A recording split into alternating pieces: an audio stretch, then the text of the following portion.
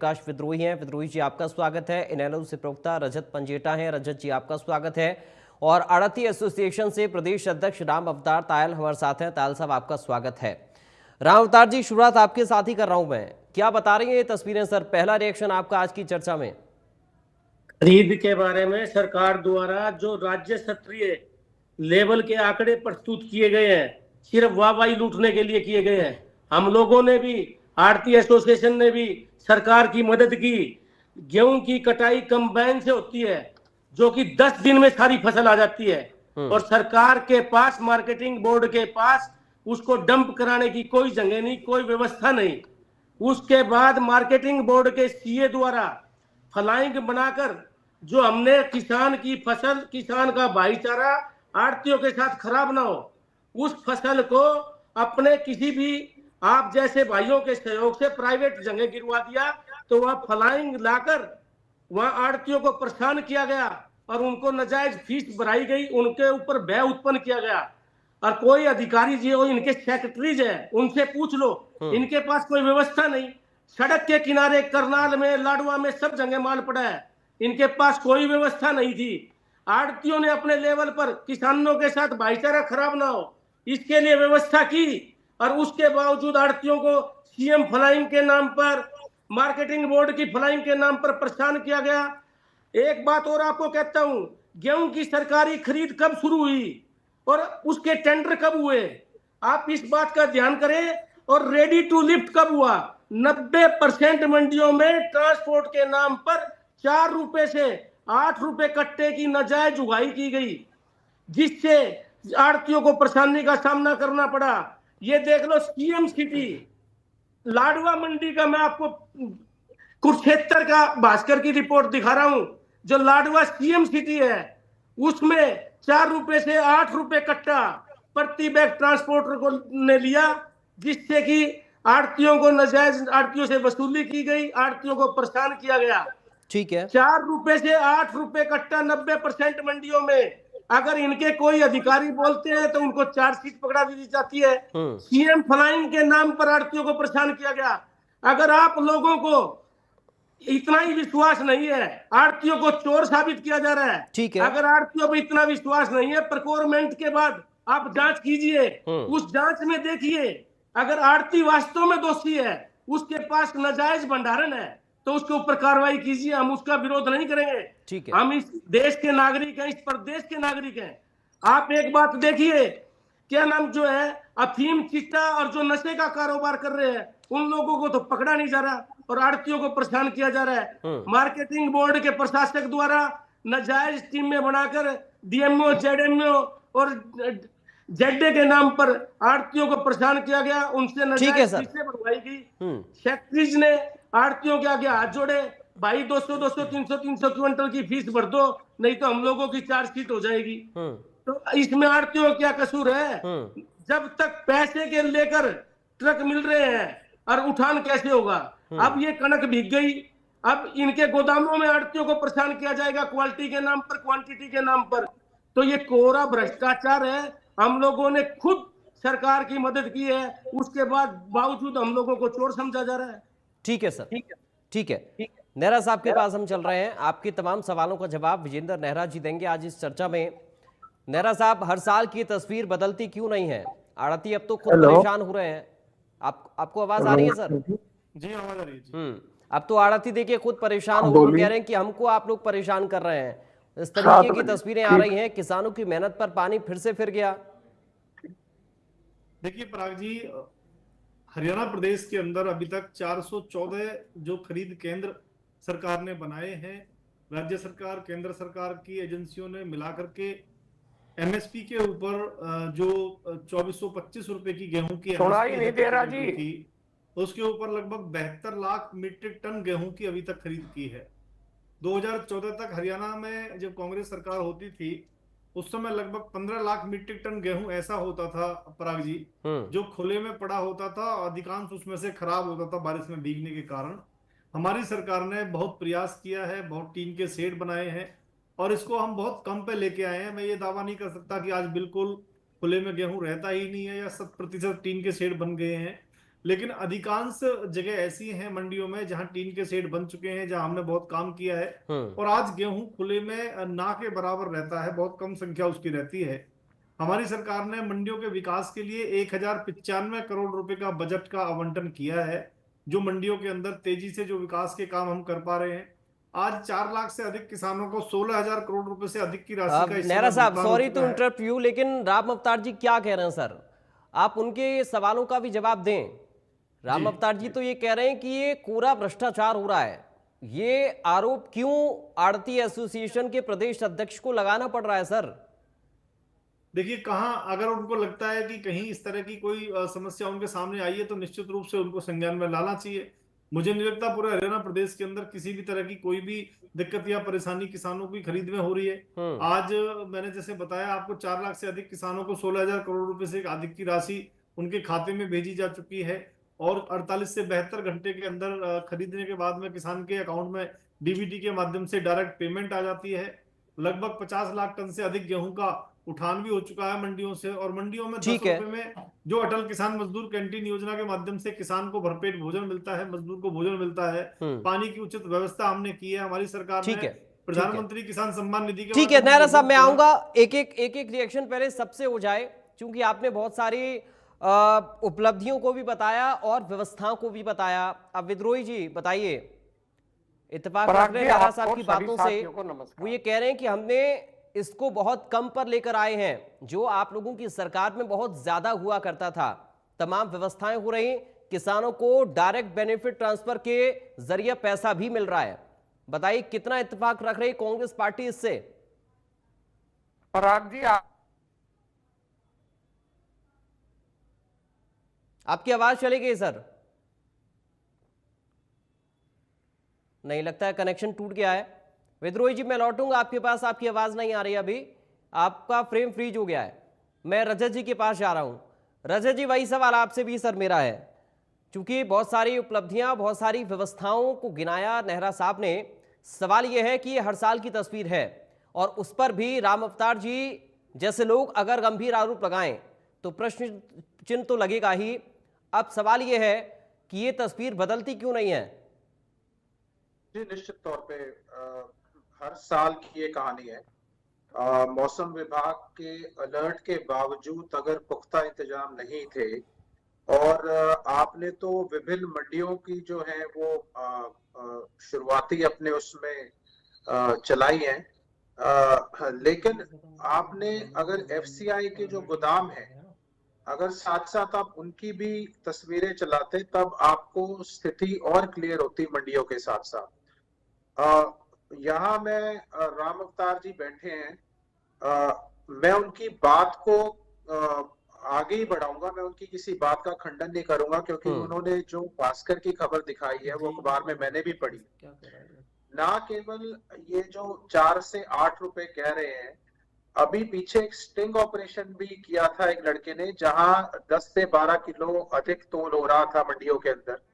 और अगर कोई उठान और साथ में रखाव की व्यवस्था अगर कोई आड़ती भाई करता है, वो अगर किसान और जो आड़तियों का बीच में एक तालमेल है उसको नहीं खराब करता, तो वो उसकी सराहना की जानी चाहिए, ना केवल फ्लाइंग स्क्वाड के छापे मरवाने चाहिए। अगर कहीं अनियमितताएं हो रही हैं आप करवाइए, वो निश्चित तौर पे ठीक है। लेकिन अगर किसी का पुराना खाता चलता आ रहा है, अलग किसी का वो है, तो वो गेहूं आड़ती से पे ही डालता है अपनी, वहां कटवाता है, जो बाद में जे फार्म इश्यू होता है। तो अगर ये सारी व्यवस्थाएं सरकार की, आप कह रहे हैं कि टीन लगाई गई, सारा कुछ, सारा का सारा एरिया पहली बात तो टीन में कवर नहीं होता। समय पर अगर टाइमली इसका उठान होता रहता साथ साथ, क्योंकि बड़े लंबे समय तक 1 तारीख को आपने खोल दी थी पिछले महीने की, और काफी लंबे समय तक उठान के टेंडर ही नहीं हुए थे, बारदाना लेट पहुंचा। और जिस भ्रष्टाचार की राम अवतार जी बात कर रहे हैं, वो क्या पहले हरियाणा प्रदेश में धान घोटाला नहीं हुआ? क्या चना घोटाला नहीं हुआ? क्या बारदाना घोटाला नहीं हुआ? क्या चावल का राइस मिल वाला घोटाला नहीं हुआ? तो ये तो घोटाले हरियाणा में चलते आए हैं पहले भी। और अगर ये कहीं ना कहीं जो किसान की खून पसीने की कमाई है, गाढ़े खून पसीने की कमाई है, जो अगर इसका कहीं पे भी अगर रख रखाव में कमी की वजह से, तो ये सरकार जिम्मेवार है इस चीज की। ये तो सरकार जिम्मेवार है। अगर कहीं पे अगर उठान समय पर नहीं होता, रखाव तरीके से शेड में नहीं होता, ठीक है, तो इसकी जिम्मेवारी किसकी है? इसका इसको इसको सुनिश्चित करना तो सरकार की कहीं ना कहीं। लेकिन क्या वो ये तो कह रहे हैं ना सर, हम इसको और कम पर लेकर आए, पहले तो और ज्यादा होता था। देखिए, ये जो सीधा सीधा मंडी बोर्ड के अधिकारियों के ऊपर जो स्टिंग हुआ, उसमें भी मंडी बोर्ड के अधिकारी इन्वॉल्व थे। जो अब खबर आई है उसमें भी मंडी बोर्ड, क्या हरियाणा सरकार के जो मंडी बोर्ड के अधिकारी हैं, क्या केवल भ्रष्टाचार की खबरों में ही अपनी सुर्खियां लाना चाहते हैं क्या? और अब ये कह रहे हैं कम हुआ। क्या आपको मौसम विभाग की, आईएमडी की, ये पहले से आपको पता है? 2 दिन 3 दिन से ये चेतावनी आनी शुरू हो जाती है। अगर उसके बाद भी कहीं पे, मैं कहता हूँ कहीं पे चाहे 100 क्विंटल भी खराब होता है, तो वो ठीक गाड़ी है। खून पसीने की किसान की कमाई खराब होती है, जो किसी के पेट में जाती, हम्म। चाहे वो पीडीएस में जाती, चाहे किसी भी तरीके से जाती। आप एफसीआई वालों का भी दिखाइए ना गोदामों का हाल। एक एक साथ साथ पैरेलल बाइट उसकी भी चलाइए, ताकि और स्थिति क्लियर हो। जो उठान हो चुका है उसकी क्या हालत है, उससे भी पता चलेगा क्या क्या आज क्या स्थिति है। लेकिन ये समय पर चेतावनी के बाद, आईएमडी के अलर्ट के बाद भी अगर कहीं पर भी ऐसा कुछ होता है, तो व्यवस्थाओं की जो जिम्मेवारी है वो सरकार की बनती है। ठीक है, ठीक है सर। विद्रोही जी हमारे साथ जुड़ गए हैं, आपको आवाज आ रही है सर? आ रही है जी। ठीक है सर, आप अपनी बात को कंटिन्यू करिए। पराग जी, अर्ध सत्य बोलना, आधे अधूरे आंकड़े रखना भाजपा की फितरत है। हम्म। भाजपा तो ये भी कहती थी कि हम 24 फसलें खरीद रहे हैं, पर पूरे हरियाणा के अंदर आपके सामने मंडी के प्रधान बैठे हैं स्टेट के, गेहूं और सरसों को छोड़कर कौन सी फसल खरीदी जा रही है, जबकि रबी की 10 फसलें होती हैं। झूठ बोलने में क्या जाता है। ये भी कह रहे कि हम खरीद रहे हैं। आज ही केंद्र सरकार ने पूरे देश के आंकड़े जारी किए हैं। केंद्र सरकार ने कहा 250 मीट्रिक टन गेहूं हमने अब तक खरीदा है, जिसके अंदर 110 मीट्रिक टन सबसे ज्यादा पंजाब से, 67 मीट्रिक टन मध्य प्रदेश से और 65 मीट्रिक टन हरियाणा में। अर्थात जो हरियाणा नंबर 2 पर हुआ करता था देश को अनाज देने में, अब वो नंबर 3 पर आ गया। जो मैं बार बार कहता हूं कि हरियाणा का कोटा कम हो रहा है, वो केंद्र सरकार के जारी आंकड़ों से जारी मेरी बात सिद्ध होती है। दूसरी बात, केंद्र सरकार कह रही है कि हमने खरीदा। जब सारा पैसा केंद्र सरकार ने दिया है, तो हरियाणा सरकार झूठ क्यों बोलती है कि भाई नायब सिंह सरकार ने खरीद लिया, हमने खरीद लिया, हमने खरीद लिया? तो झूठ बोलना छोड़े। दूसरी बात ये कहते हैं कि भाई कांग्रेस राज के अंदर कुव्यवस्था थी। अब कुव्यवस्था कैसी थी ये तो आड़ती ही बता सकते हैं। अब आपके सामने ही आड़ती एसोसिएशन के प्रधान जी ने बता दिया कुव्यवस्था नहीं, भारी भ्रष्टाचार है। और मैंने जब जब बहस हुई है तब यही कहा था।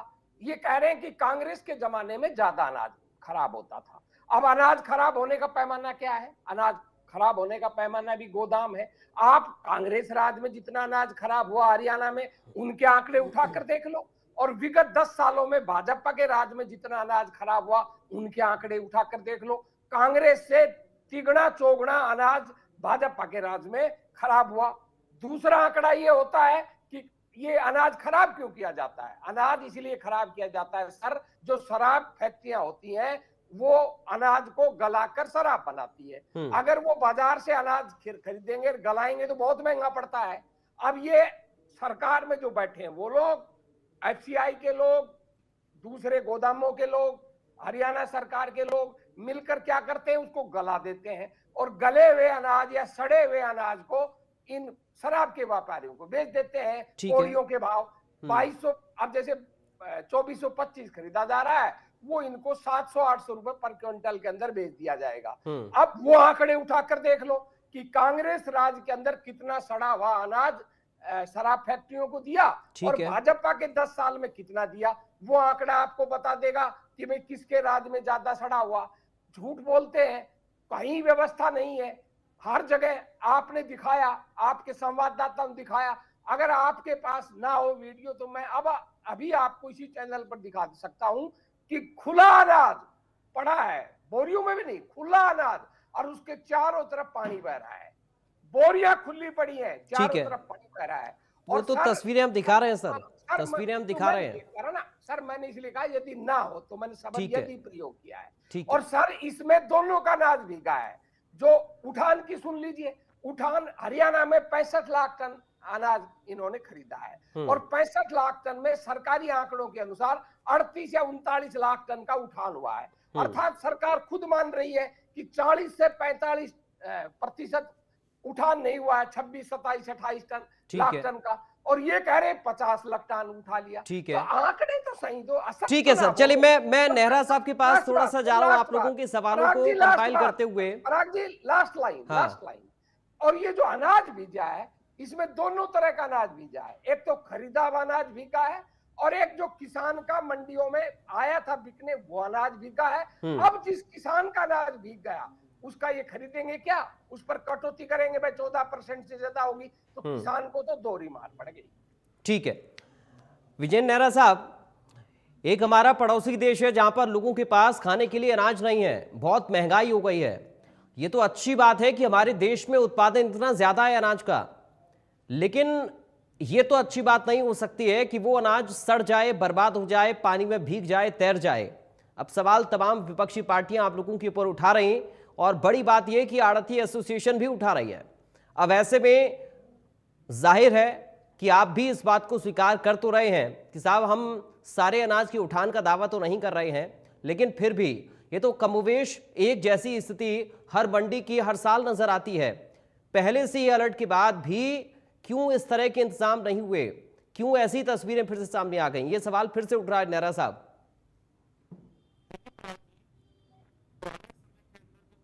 आपकी आवाज क्लियर, हाँ बोलिए, अब आ रही है। देखिए पराग जी, देखिए पुराने समय में मैं तो खुद गाँव में रहता हूँ, किसान का बेटा हूँ। 15-15 दिन तक मंडियों में किसान रहते थे, दिन और रात तब जाके कहीं उसकी गेहूं की फसल खरीदी जाती थी। उसके बाद 1 महीने 2 महीने तक उसके जाके उसको पेमेंट मिलती थी, और पेमेंट भी कैश में मिलती थी, अकाउंट में कोई पेमेंट नहीं आती थी। कई बार पेमेंट रुक भी जाती थी, उसमें से काट भी ली जाती थी। तो बहुत सारी चीजें होती थी। इन व्यवस्थाओं को हमारी सरकार ने सुधारने का पूरा प्रयास किया है।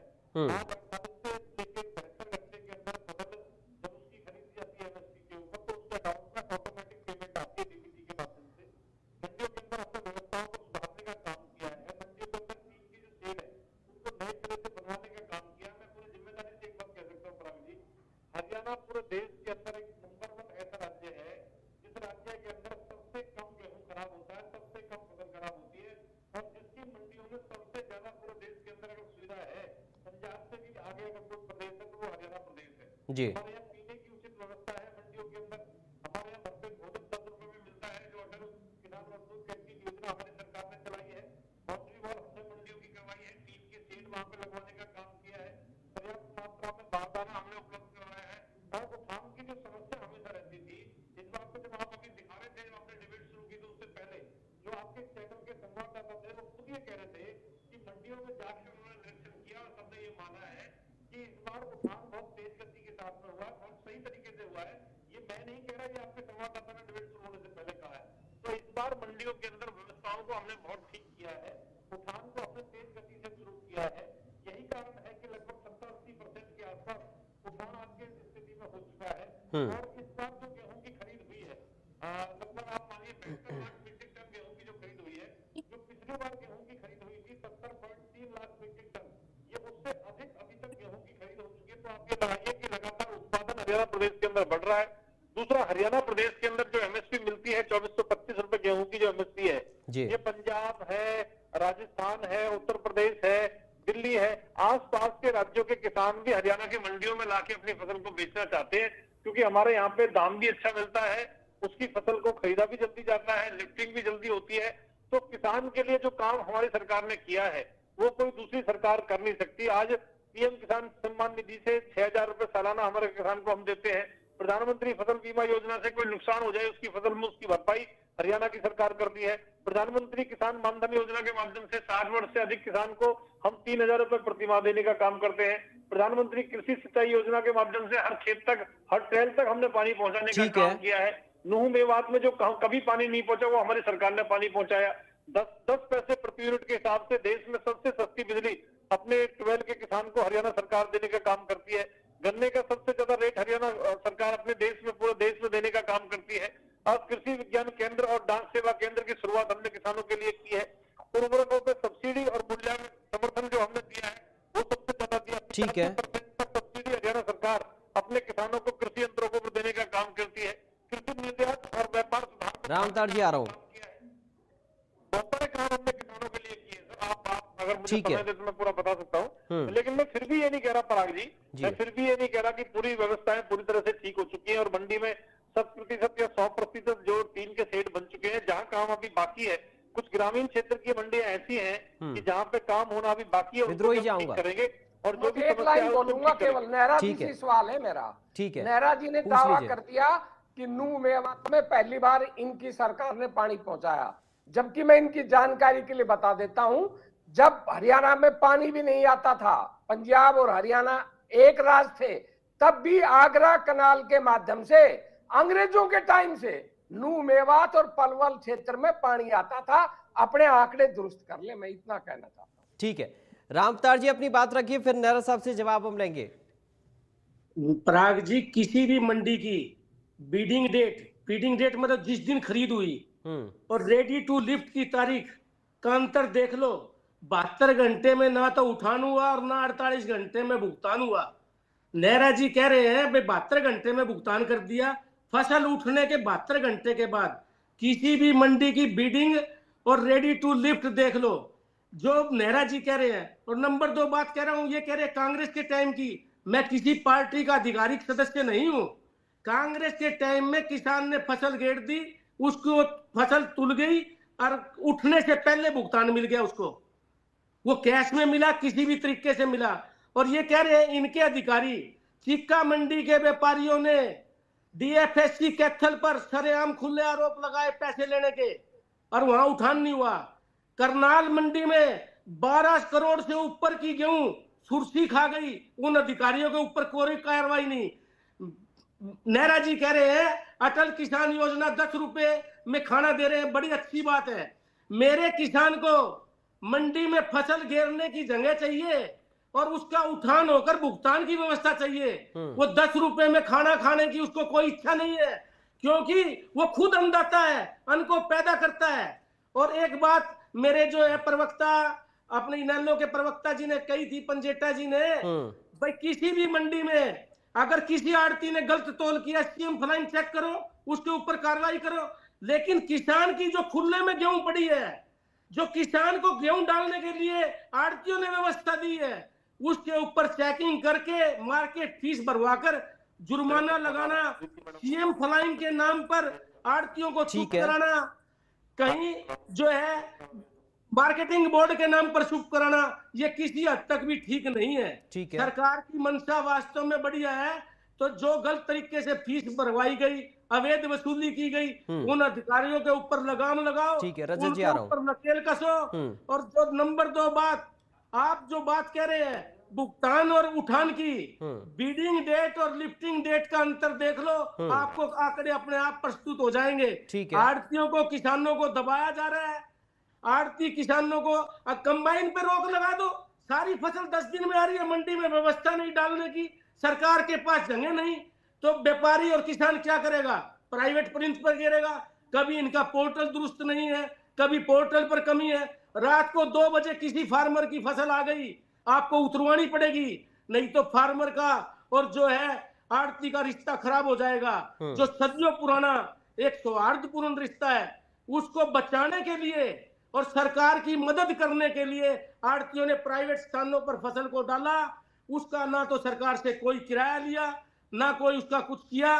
वो माल सारा गवर्नमेंट के बैग में फील हुआ या लूज पड़ा है। कोई आड़ती प्राइवेट भरता है पर उसकी फीस नहीं भरता, उस पर कार्रवाई करो। आड़ती एसोसिएशन उसकी साथी नहीं है। लेकिन 4 रुपए से 8 रुपए की वसूली सीएम की खुद की मंडी में हो रही है। सीएम जिस कॉन्स्टिट्यूंसी को रिप्रेजेंट कर रहे हैं, वहां 4 से 8 रुपए लग रहे हैं। ठीक तो है, ये तो बड़ी शर्मनाक बात है। ठीक है सर, तो मैं जाऊंगा। इन कमियों को दुरुस्त करें। ठीक है। हम लोग सरकार के सहयोगी है, सरकार के विरोधी नहीं है। ठीक है। आप तसल्ली कर लो, हमने बीजेपी की मदद की, आशी से विनोद बिहाड़ा जी विधायक बने, उसमें हम लोगों का कितना योगदान, आप तसल्ली कर लो, सीएम साहब को भी मालूम है इन सारी बातों का।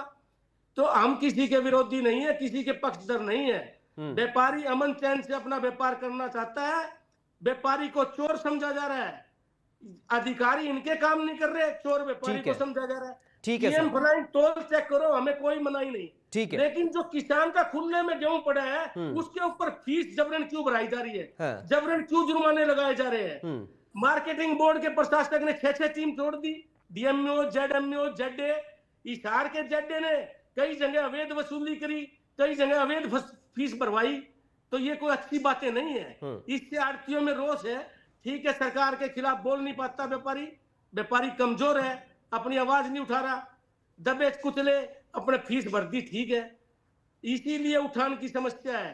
बीडिंग ठीक है सर, और रेडी टू लिफ्ट डेट का अंतर देख लो। और किसान की फसल अब भीग गई, आड़ती तुलाएगा, इनके गोदामों में वहां आड़तियों के साथ ब्लैकमेलिंग की जाएगी। सीएम साहब को, नेहरा जी को वास्तव में अगर ये व्यापारी और किसान के हितैषी है तो सीएम साहब को अवगत कराना चाहिए सारी स्थिति और परिस्थिति से। कई बार सरकार को पता नहीं लगता क्या खेल चल रहा है, तो सरकार को हर एक बात से अवगत कराना चाहिए। मार्केटिंग बोर्ड का प्रशासक जो बेअंकुश हो रहा है उसके ऊपर अंकुश लगाया जाए, आड़तियों से नाजायज वसूली ना की जाए, आड़तियों को परेशान ना किया जाए। कोई गलत करेगा तो हम उसकी हिमायती नहीं है। ठीक है, एक दो एग्जांपल को छोड़कर। चलिए मैं जाऊंगा आपकी बातों को नेहरा साहब के पास लेकर, लेकिन पहले रजत जी अपनी बात को रख लें, फिर नेहरा साहब एक साथ जवाब दीजिएगा सबकी बात का। रजत जी बोलिए। मेरा नंबर नहीं आएगा सर। विद्रोही जी आपका नंबर तो आ गया, अभी रजत जी का नंबर नहीं आया, उनसे तो जवाब ले लूं? नहीं, मेरा नंबर कब ना उनसे ले ले, पर आपने तो सीधा नेहरा जी जवाब लेंगे। मेरा नंबर तो एक बार आया। अरे सर आप ही, तो मैंने लाइन बीच में विद्रोही जी ऐसा नहीं है, आपके बाद मैं राम अवतार जी के पास गया और नेहरा साहब का, अभी रजत जी का नंबर नहीं आया। लाइन बोली थी मैंने, कहा नंबर आया, वो तो बीच में हस्तक्षेप किया था मैंने। अगर हस्तक्षेप को नंबर आना कहते हैं तो मुबारक हो आपको। विद्रोही जी एक मिनट सर, नहीं ऐसे एक मिनट, मैं पहले क्लियर कर दूं, मैं क्लियर कर दूं, क्योंकि मैं नहीं चाहता कि आप गलत फहमी में रहें और आखिर तक फिर आप खींच मिटाते रहें। विद्रोही जी मैं बड़े सम्मान पूर्वक ये कह रहा हूं, आपसे मैंने पूरा जवाब लिया, उसके बाद मैं नेहरा साहब के पास गया था, फिर आपने बीच में अपना एक सवाल लिया, तब भी मैंने आपको बीच में नहीं टोका, बोलने दिया। और अब रजत जी का, एक मिनट सर सुन लीजिए, आपने बोल लिया, मेरी बात भी सुन लीजिए सर। रजत जी ने अभी सेकंड टाइम नहीं बोला, आप सेकंड टाइम बोल चुके हैं, इसीलिए मैं रजत जी के पास जा रहा हूं। रजत जी सिर्फ एक बार बोले अभी तक, होता है क्या? प्लीज। होता है कि हस्तक्षेप करना किसी मामले में, अगर आपको नहीं, विद्रोही जी अगर आप ये चाहते हैं कि आपको मैं पूरा आधा घंटा दूं तो आप बोलिए, आप बोलिए सर आधा घंटा। एक लाइन बोला था। अरे ये तरीका गलत है सर, थोड़ा सा रुकिए, मैंने आपको ये नहीं कहा कि मैं आपको समय नहीं दूंगा, क्या तरीका है विद्रोही जी? अगर ये साथी कहते हैं कि मैं बोला हूं तो एक लाइन पानी के संदर्भ, चलिए आप भी बोलिए। रजत जी ने बड़ा दल दिखा दिया, आप ही को बोल रहे हैं, बोलिए आप, रखिए अपनी बात। मैंने कहा कि मैं पानी के संदर्भ में एक लाइन बोला था, उसको बोलना नहीं कहते, आप अपने आप को दुरुस्त कर लें। सर अब मैं कैसे समझाऊं आपको, आप बहुत सीनियर हैं, बहुत वरिष्ठ हैं मुझसे, आप बोलिए, मैं आपको मौका दे रहा हूं, बोलिए सर, बोलिए, मुद्दे पर आइए, मुद्दे पर आइए प्लीज। तो आप चुप रहेंगे तो आऊंगा। अरे तो बोलिए तो सही सर, आप समय खराब कर रहे हैं। देखिए, एक तो राम अवतार जी ने साबित कर दिया कि भ्रष्टाचार है, दूसरी तरफ ये असत्य बोल रहे हैं। 1 तारीख को गेहूं की खरीद शुरू हुई है, 32 दिन हो गए आज। 10 तारीख को इन्होंने टेंडर घोषित किए हैं उठान के, और 14 और 15 तारीख को वो टेंडर खुले हैं। इसका मतलब क्या है? एक्चुअल उठान हरियाणा में 14-15 तारीख से शुरू हुआ है, 14 दिन तो उठान ही नहीं हुआ।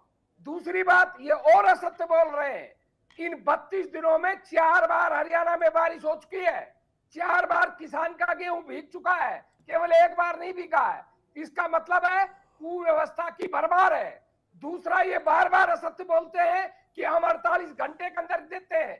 मैं इनको चुनौती देता हूं, ये लिस्ट जारी कर दे।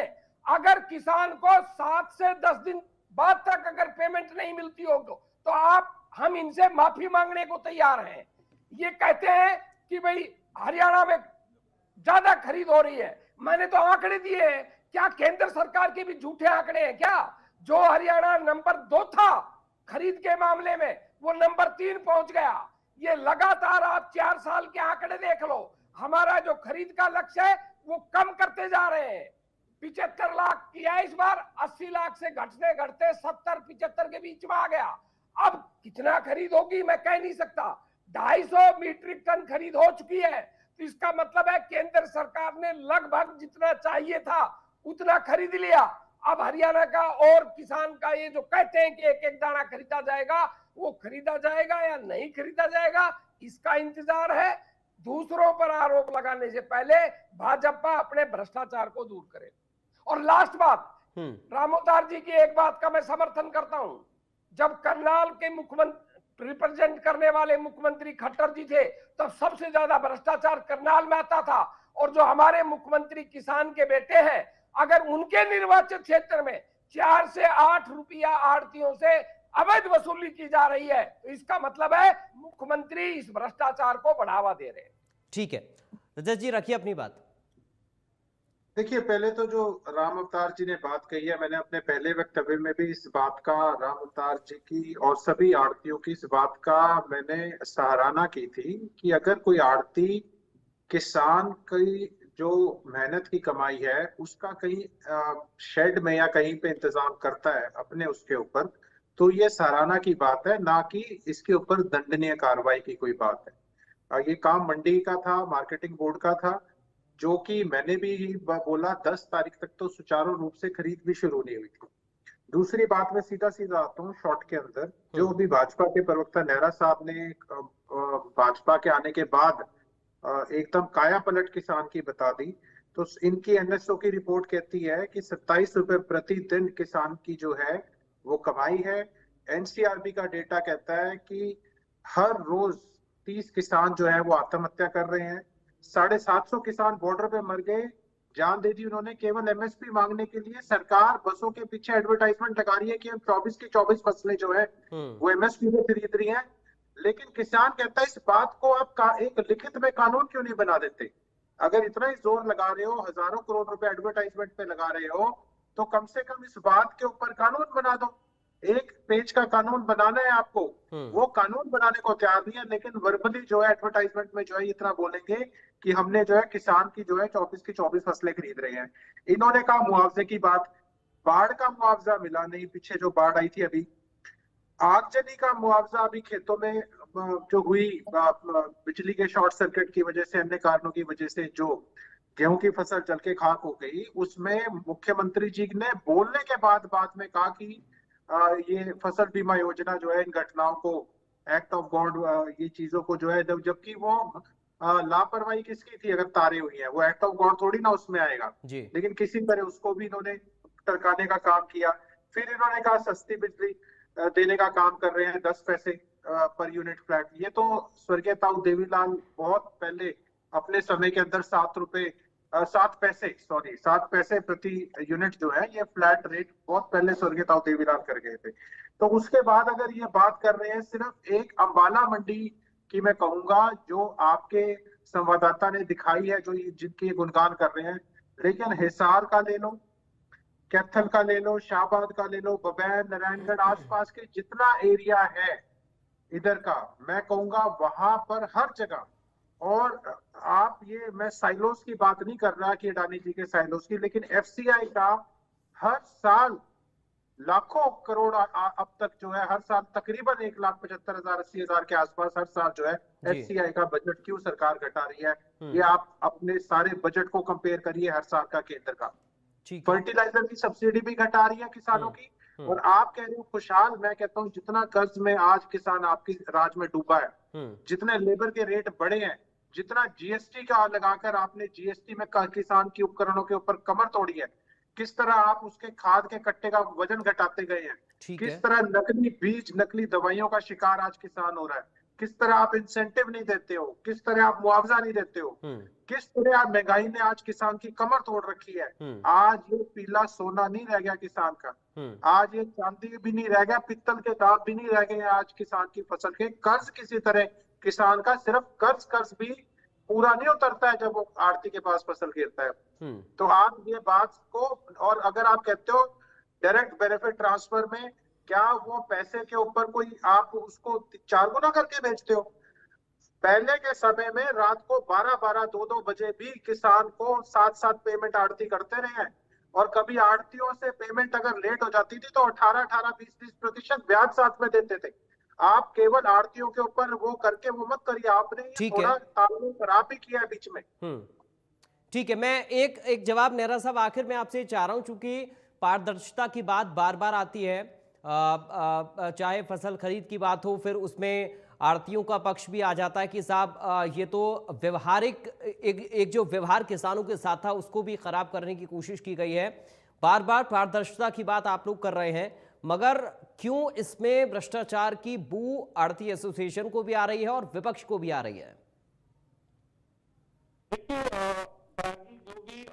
जो वक्ता, अन्य पार्टियों के प्रवक्ता जो अपनी बात रख रहे थे, मुझे तो किसी का कुछ सुनाई नहीं दिया है। आपकी बात जरूर सुन रही है, लेकिन जो मंडियों की तरफ से पक्ष रखने के लिए आए हैं उनको समझना चाहिए कि थोड़ी तकलीफ तो उनकी बनती है कि पहले उनके माध्यम से पेमेंट किसान को मिलती थी, अब किसान की फसल एमएसपी पे खरीदी जाती है और डीबीटी के माध्यम से डायरेक्ट खाते में पैसा जाता है, तो आड़ती को थोड़ी तकलीफ होना स्वाभाविक है। लेकिन जो कमीशन, जो ब्रोकरेज आड़ती की बनती है वो बकायदा उस तक पहुंचती है, उसको दी जाती है। तो वही सर कह रहे हैं कि एक तो सर, मैं अभी रजत जी इसी बात को कह रहे थे, मैं आप तक पहुंचा दूं आप अगर सुन नहीं पाए।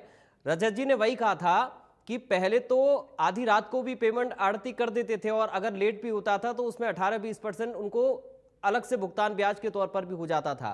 लेकिन अभी तो जो 48 और 72 घंटे का दावा है वही सही साबित नहीं हो रहा है, ये खुद आड़ती कह रहे हैं या विपक्ष भी कह रहा है।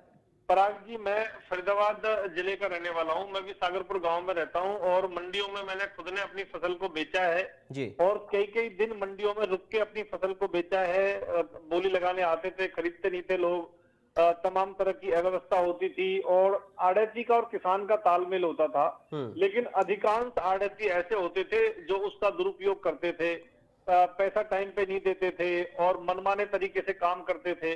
किसान बेचारा परेशान होता रहता था, एक एक महीने, 2-2 महीने उसको चक्कर कटवा देते पेमेंट के लिए, और पेमेंट को खुद रख के सरकार से पेमेंट आ जाती थी और उनको बोलते रहते थे कि अभी पेमेंट नहीं आई। एक भी उदाहरण नहीं है ऐसा, गलत बात नहीं, एक भी उदाहरण नहीं है। अपनाया है, इसमें किसी को कोई परेशानी नहीं होनी चाहिए। जैसे किसान की फसल वो बेच के आएगा 72 घंटे के अंदर, 48 घंटे के अंदर। ठीक है, राम अवतार जी बहुत संक्षेप में रखिएगा, आप कुछ कहना चाह रहे हैं, फिर नेहरा साहब बहुत संक्षेप में एक लाइन में उत्तर लूंगा मैं। हम एक ही लाइन में बता रहा हूँ सर पराग जी, आड़तियों का करोड़ों अरबों रुपया निशिंग में एक्सपोर्टरों का यहाँ डूब गया, एक भी हरियाणा में उदाहरण नहीं है। नेहरा साहब बहुत संक्षेप में एक लाइन में उत्तर, किसी भी किसान का पैसा देना हो, आड़तियों ने अपनी जेब से पैसा दिया है। ये जो नेहरा जी बिल्कुल गलत बात कर रहे हैं, उनकी बात मुझे नहीं सुनी आपने। किसी भी किसान का पैसा कभी लेट नहीं किया, ठीक है, उनका अरबों रुपया डूब गया, उसके बावजूद उन्होंने अपनी जेब से पैसा दिया। ठीक है सर, राम अवतार जी कह रहे हैं कि उनका पैसा डूबा है, आड़तियों का अपनी जेब से उनको पैसा देना पड़ा, वो इस तरीके के आरोप लगा रहे हैं। मतलब ये कि आप जो कह रहे हैं वो उससे विपरीत बात कर रहे हैं। नहीं तो कहाँ डूबा है भैया, किसको पैसा दिया है आपने? नीसिंग में धान के एक्सपोर्टरों में अरबों रुपए डूबा। ठीक है, एक्सपोर्टरों के ऊपर उनका आरोप है, लेकिन अभी चूंकि वक्त मुझे इतनी इजाजत दे रहा है, हम उम्मीद यही करेंगे नेहरा साहब, चूंकि आप लोग के ऊपर जिम्मेदारी है और विपक्ष के ऊपर ये जिम्मेदारी कि वो मुद्दों को उठाए, वो उठा भी रहा, आप लोगों के ऊपर ये जिम्मेदारी कि किसानों की मेहनत बर्बाद ना हो, पैसे की बर्बादी ना हो, अनाज बर्बाद ना हो और सरकार को भी इसका नुकसान ना हो, इसके इंतजाम कम से कम और बेहतर आने वाले वक्त में होने चाहिए। और शुक्रिया आप चारों खास मेहमानों का, रजत जी आपका, विद्रोही जी आपका, नेहरा साहब आपका, राम अवतार दाल साहब आपका, बहुत शुक्रिया आज की चर्चा का हिस्सा बनने के लिए। फिलहाल अभी के लिए मुझे दीजिए इजाजत, बाकी खबरों के लिए आप बने रहिए। राम राम।